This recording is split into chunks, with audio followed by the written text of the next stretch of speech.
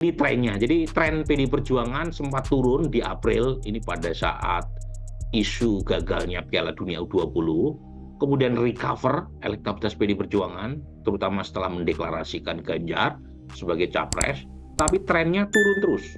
Sementara Gerindra kebalikannya. Kalau kita tarik sejak tahun lalu, tren Gerindra naik, konsisten naik. Kemudian Golkar naik. Lembaga Survei Indikator Politik Indonesia mengungkapkan tren elektabilitas PDIP terus menurun hingga akhir tahun. Usai sempat meninggi ketika Ketua Umumnya Megawati Soekarnoputri mengumumkan Ganjar Pranowo sebagai calon presiden. Dari survei tersebut, tingkat keterpilihan PDIP terus menurun hingga 19,1% pada 23 hingga 24 Desember 2023.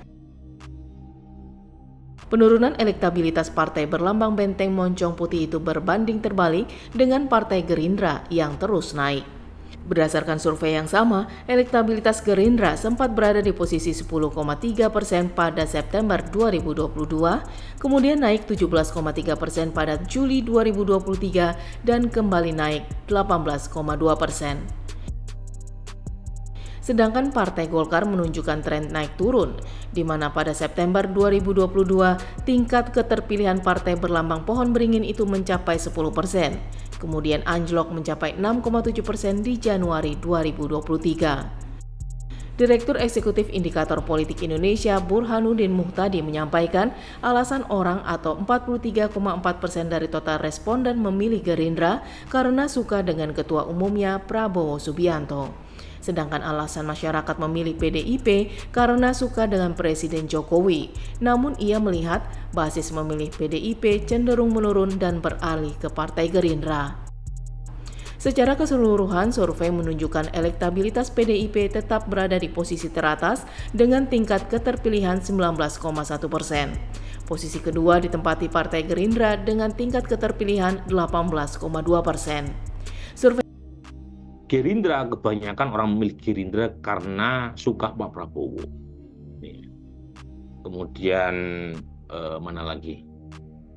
Mereka yang suka Pak Jokowi yang memilih PDIP turun, tinggal berapa ini? Tinggal 7,4%. Nah ini salah satu yang membuat penurunan suara PD Perjuangan adalah mereka Jokower ya, yang sebelumnya memilih PDIP itu mulai pindah ke partai lain.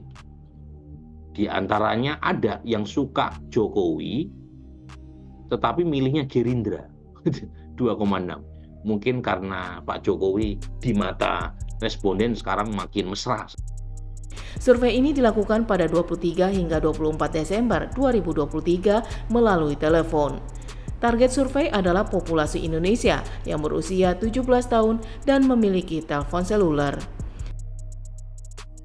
Total sampel sebanyak 1.217 responden yang dipilih melalui metode random digit dialing dan double sampling. Dengan margin of error survei diperkirakan 2,9% pada tingkat kepercayaan 95%. Tim UTV mengabarkan.